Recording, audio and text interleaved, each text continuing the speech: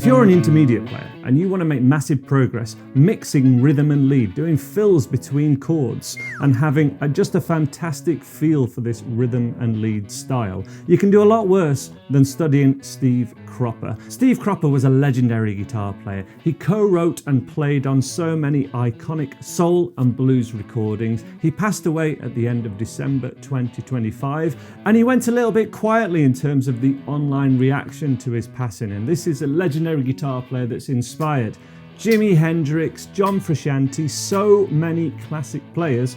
And there are two songs that if you can play one, you can play the other, and we can learn all this classic style with. Let me know your song suggestions that you'd like me to cover down below, or any techniques you'd like to see me cover on the channel. But here's a 2-for-1. Why is it a 2-for-1? Well, Steve Cropper wrote two of the most iconic soul songs ever, one going up the minor pentatonic one way, and then the other coming down, basically using the same chords. It goes like this. This is Eddie Floyd's Knock on Wood.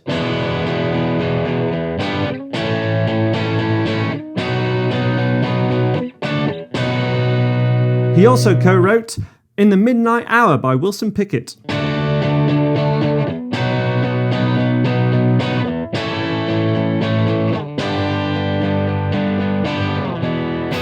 Both then do a verse that's based around an E major and A major chord, but some really cool chord fills here, particularly that one working in between the bass and the melody. For example, I don't want to lose this good thing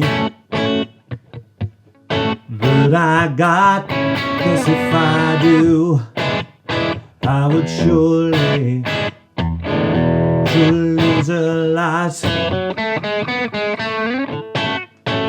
Working perfectly, and it's also got a lot of brass to fight between as well. So his lead lines are kind of staying out of the way, complementing the track. Midnight Hour, just an E major and A major chord. I wanna wait till the midnight hour. That's why my love comes tumbling down. He voices the E7 like this. That's an E7 chord to an A chord. You could just do an E7 like this, the more familiar cowboy shapes. That's what we're going to be covering in this video. Stick around to the end for some lead tips for how to play the solo. And if you like all of this style, please consider checking out my full cage system and pentatonics course. The link's at the top of the description. And then I've got a full how to play like Hendrix, John Frusciante, which all starts with this Steve Cropper style. In my opinion, the link to that is the second link at the top of the description. Let's have a look at this great song. Let's do Midnight Hour first of all, because it's much quicker to learn and quite simple. We just need to play either power chords or full bar chords for a 10th fret D bar chord.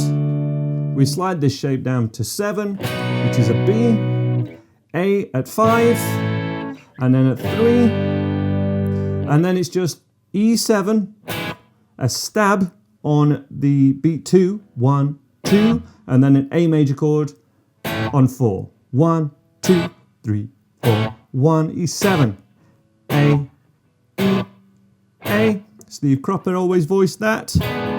3, 4, 6, which if you're an intermediate player, you can see why we do these sort of X warm-ups up the fretboard, because they warm you up for being able to play exactly chords like that. That one more time is 1, 2, 3. And it's just an E7 chord, kind of based around the cage shape, which is what my cage system course is all about. I'm gonna wait till the midnight hour. That's when my love comes tumbling down. That's all that happens, little stabs. And then we got the B chord. That's the chorus. And do all the things I told you in the midnight hour. Back to E and A. And then we have just D to B. Just the shortened version of that intro. Back to... And that's the whole song. So probably the hardest bit is just playing all the bar chords at the start. D, 7th fret, B, A at 5th, and 3. And if you can do any of that at all, why not just flip it around and then learn Eddie Floyd, Knock on Wood, which is the same but reversed.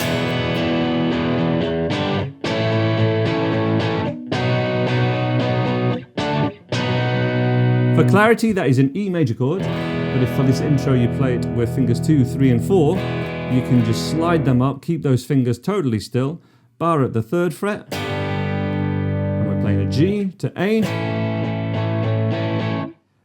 B, and then D, B. So think about it root notes wise, 0, 3, 5, just following the dots. The only one that doesn't follow the dot is that D, which I think is wrong. I think that dot's in the wrong place, but I didn't invent guitar. I'm just showing you how to play the bloody thing. Back down to B, and then we have all this on an A chord. 'Cause if I do, with your love. All right, so it's just an E and A chord, and in pop songs, you know, from the 70s onwards, it's really common to kind of have a acoustic guitar strumming, just E and A, strumming. Now, Steve Cropper couldn't do that because there's a brass section stabbing all the accents, and there's a fantastic band, and you've got a wonderful singer, in this case Eddie Floyd, who you want to make sure you bring to the forefront, but you still need to do your thing. So what did he do? As soon as there's a space, he would add, which works perfectly in between that bass line and also in between the vocal. I don't want to lose this good thing that I got. And then there's a couple of fills there, which I'll show you in a second. But then we go to an E7 chord. I would surely lose a lot. 'Cause your love, and you could just play an A7 chord there, like this, is better. Where do you think John Frusciante got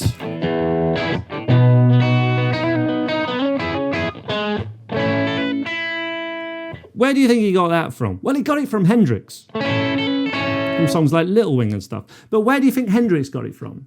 Now, I'm sure Hendrix got it from many players. Greatest guitar player that ever lived, hands down, Jimi Hendrix. But I don't think there was anyone who did it earlier than Steve Cropper that you could still play today and fill a dance floor, or you would hear on the radio, or you would hear playing anywhere, and it just sounds totally normal because it's so iconic and still as popular today as it's ever been. Knock on Wood by Eddie Floyd, man. You could play that anywhere and fill a dance floor. But what's the guitar part? Just a little stab. And this is the A bar chord, but never playing the full bar other than that intro. We're doing a triad, literally the root, 3rd and 5th of an A chord, and then the little finger, which is the only one spare, which is why when you're learning bar chords, you can't learn this one alone to progress on from really a late beginner or an early intermediate player. You need to learn this one with the thumb over the top, muting the strings, and the little finger is then free to add in all the licks. Just like it could add in some licks on a C chord, we do the same here. And in a very Malcolm Young way, that right hand is often chopping away with a very muted left hand, muting the strings.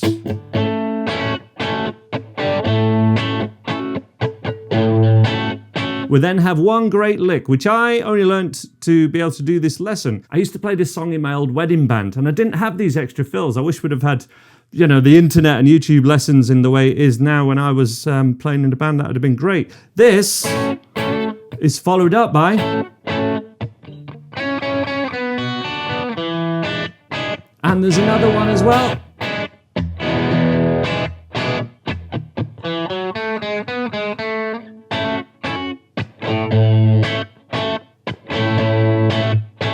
So much melody, accenting that rhythm played by the drum and the bass, the rhythm section of the band, but still showing off what a fantastic guitar player he was. Let me break down this one last time. So we got the A, I don't wanna lose this good thing. A 1, 2, 3. Again, stabbing on the 2. 1, 2, 3. And a 1, 2, 3. Then we swap this for this. That's the same 2 notes we were playing 5 and 6. But we play 5 and 6 with the middle 2 fingers. Slide it down 2 frets. The tab that I'm following to do this is linked in the description below.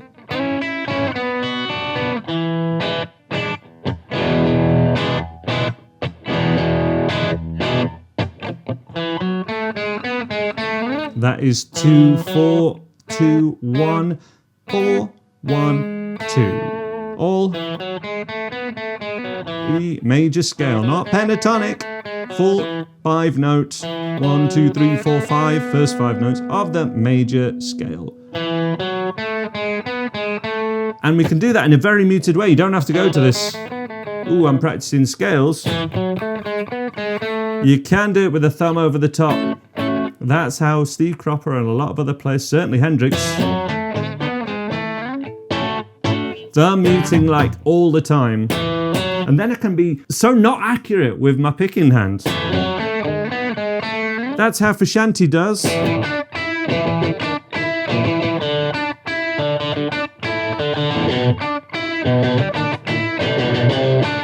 Literally strumming all 6 strings at the same time. Where did he get that from? Hendrix. Where did Hendrix get it from? Many players, but primarily Steve Cropper. You can strum these sorts of things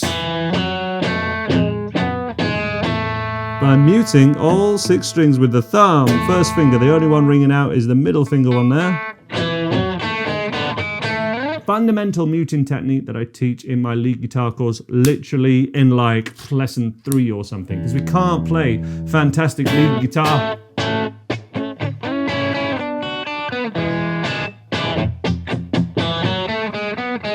or whip out a solo without good muting. Let's just put all that together. Let's do Eddie Floyd, Knock on Wood, some proper justice. Let's go through a bit of a full playthrough now.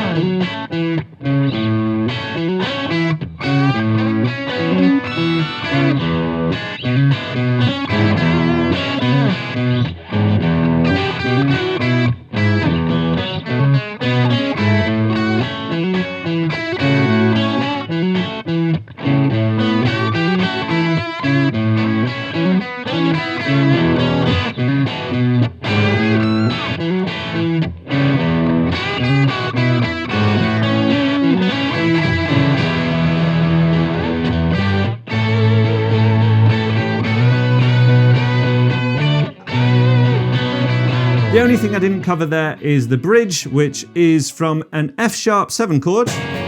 You can just play the major chord if you want, but this is the 2nd fret to fret 4. That's a G sharp, so F sharp to G sharp to A, and then again just stabs C, B, diddle-diddle-doo, diddle-diddle-doo, diddle-diddle-doo, C, B.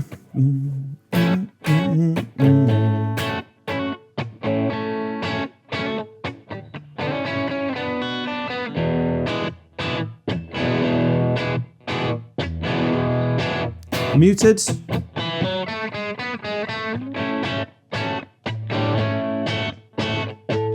Optional, this little, again, I only learned that in prep for this lesson.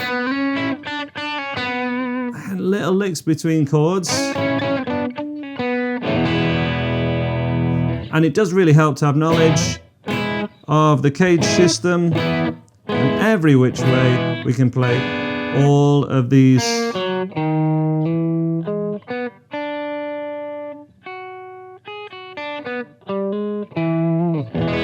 fantastic chords. You get more help with that in my cage system and pentatonics course. Top link is there at the description. As a little bonus, have a go at working out the vocal melody, mostly with major pentatonic. I don't wanna lose this good thing that I got, 'cause if I do, mostly between this E major pentatonic,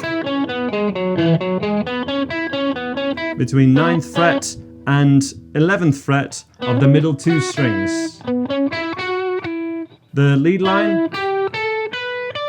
literally minor pentatonic. Have a go at figuring that out. If you need more help with it, you know where to look. Links at the top of the description. Thank you so much for watching. RIP Steve Cropper. You have contributed so much to the music oeuvre, and everyone that you have influenced. So many fantastic players.